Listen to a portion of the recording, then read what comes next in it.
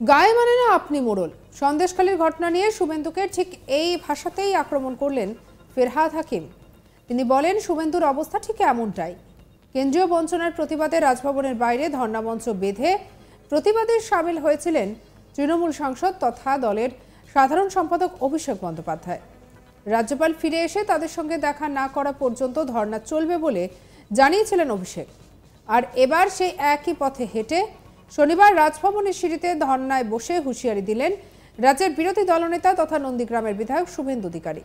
তার দাবি, সন্দেশখালীর ঘটনায় যদি 24 ঘন্টার মধ্যে রাজ্যপাল কোনো ব্যবস্থা না নেন, তাহলে সোমবার 12 ফেব্রুয়ারি বিধানসভা থেকে তারা সন্দেশখালীতে গিয়ে 144 ধারা ভাঙবেন। একই সঙ্গে তিনি হুঁশিয়ারি দেন, রাজভবনের বাইরে ভাইপো ধর্নায় বসেছিলেন, এবার আপনি তৈরি থাকুন। বিজেপি বিধায়করা রাজভবনের সিঁড়িতে ধর্নায় বসবেন যদি সন্দেশখালী কাণ্ডে কোনো ব্যবস্থা নেওয়া না হয়।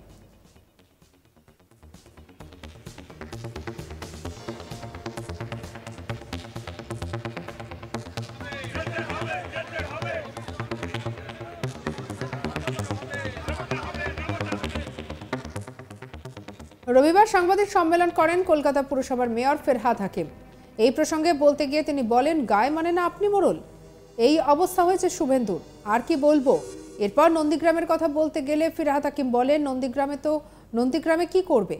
নন্দীগ্রামে মমতা ব্যানার্জি ছিলেন, এক গণ আন্দোলন হয়েছে, প্রতিষ্ঠান কোথায়, পায়ের তলার মাটি কোথায়, লাফালাফি করলে হবে? এটা আমার কথা নয়, নাড্ডা সাহেব, অমিত শাহ এসে বলে গিয়েছেন। কি বলেছেন ফেরহাদ হাকিম, শুনবো। গায়ে মানে না আপনি মোড়ল।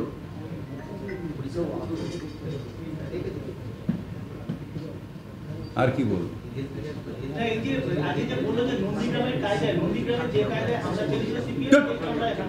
নন্দীগ্রামে কি করবে? নন্দীগ্রামে মমতা ব্যানার্জি ছিল, নন্দীগ্রামে একটা মাস আন্দোলন হয়েছে। এরা কি হয়, ক্যামেরা, আপনারাও পেছনে পেছনে দৌড়ন, ক্যামেরা ধরার জন্য এরা দৌড়তে দৌড়। অর্গানাইজেশন কোথায়, পায়ের তলায় মাটি কোথায়, লাফালাফি করলে হবে? এটা আমার কথা না, নাড্ডা সাহেব, অমিত শাহ এসে বলে গেছে। আর এদিকে শনিবার শুভেন্দু অধিকারী কি বলছেন জানেন? তিনি ঠিক কি বলেছেন সেটা এবার শোনাবো আপনাদের। রাজীব কুমার, মনোজ বার্মা, আকাশ মাঘারিয়া এরা একই কাজ ওখানে করছেন।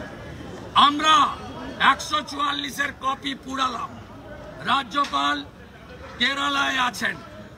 আমরা 50 জনের বেশি বিজেপি এমএলএ রাজ্যপালের কাছে আবেদন নিয়ে আসিনি। সংবিধানের তিনি হেড, তিনি এসসি এসটি মহিলাদের তিনি প্রোটেকশন দিতে বাধ্য। রাজ্যপাল আজকে ফিরুন আমরা দাবি করছি।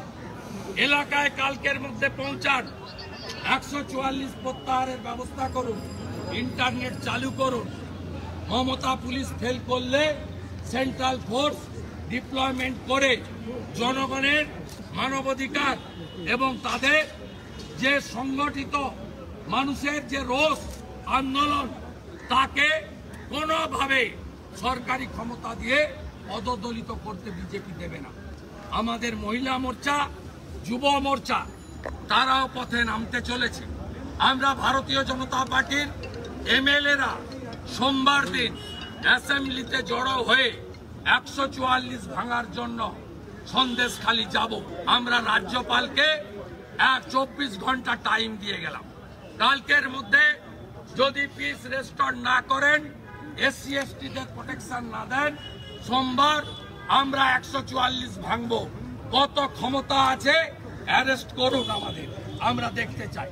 আর গভর্নরকে বলে গেলাম, তার সেক্রেটারিকে, ওএসডিকে, যে ভাইপো এখানে এসে 7 দিন ধরে ছামড়া বেঁধে বিনীত গোয়েলের সৌজন্যে এখানে ধর্ণা নাটক করেছে।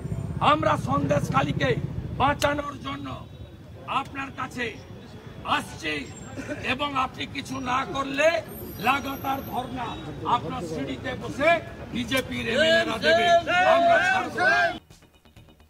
আর এদিকে গত কয়েকদিন ধরে সন্দেশখালী একেবারে অগ্নিগর্ভ পরিস্থিতি তৈরি হয়ে রয়েছে। সন্দেশখালীর পাশাপাশি জেলিয়াখালীতেও জেলা পরিষদের সদস্য শিবপ্রসাদ হাজরা এবং এলাকার বাসিন্দা উত্তম সর্দারের পোল্ট্রি ফার্মে আগুন লাগানো হয়। শুক্রবারের পর শনিবারেও গোটা সন্দেশখালী এলাকা একেবারে থমথমে। নতুন করে উত্তেজনা ছড়িয়েছে সন্দেশখালীর শীতলিয়া এলাকায়।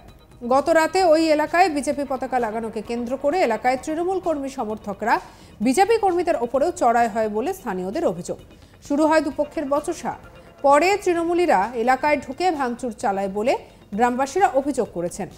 রাতে পুলিশ ঘটনাস্থলে গেলেও গ্রামবাসীদের বাধার মুখে পড়েন তারা। শনিবার ভোর থেকে গ্রামবাসীরা একত্রিত হয়ে তৃণমূলীদের জোর করে দখল করা মেছো ভেড়িতে ভাঙচুর চালিয়েছে বলে খবর মিলেছে। খুলনার অঞ্চলের প্রধান সত্যজিৎ সান্যাল বলেছেন, এবং এরই পাশাপাশি সাফিকুল গাজী এই দুষ্কৃতীদের নির্দেশে এই ঘটনা ঘটে বলেই খবর পেয়ে ঘটনাস্থলে আসেন সন্দেশখালী থানার পুলিশ। জনতা তাদেরকে আটকে রেখে বিক্ষোভ দেখায়। সূত্র মারফত এও জানা যাচ্ছে যে কিছু পুলিশকে আটকে রাখা হয়, তাদের মধ্যে হিঙ্গলগঞ্জ থানার ওসিও ছিলেন।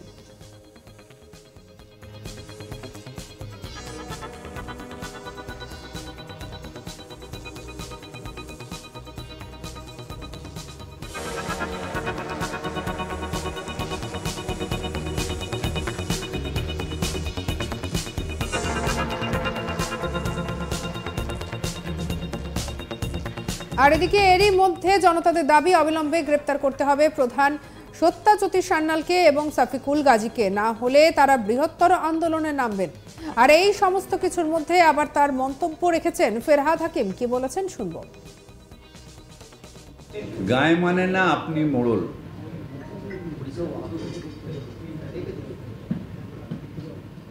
আর কি বলবো?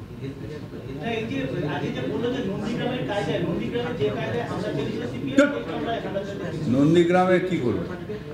নন্দীগ্রামে মমতা ব্যানার্জি ছিল, নন্দীগ্রামে একটা মাস আন্দোলন হয়েছে। এরা কি হয়, ক্যামেরা, আপনারাও পেছনে পেছনে দৌড়ুন, ক্যামেরা ধরার জন্য এরা দৌড়তে। অর্গানাইজেশন কোথায়? পায়ের তলায় মাটি কোথায়? লাফালাফি করলে হবে? এটা আমার কথা না, নাড্ডা সাহেব, অমিত শাহ এসে বলে গেছে।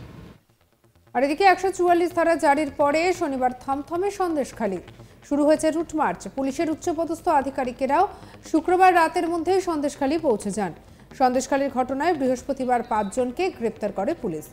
শুক্রবার DG SCRB Siddhinath Gupta, IG administration SR ঝাঁঝারিয়ার, DIG বারাসাত সুমিত কুমার এবং SP বসিরহাট সহ বিভিন্ন জেলা থেকে পুলিশ আধিকারিকরা সন্দেশখালী থানায় যান এবং বিশেষ করে এই জায়গার পরিস্থিতি তারা খতিয়ে দেখেন।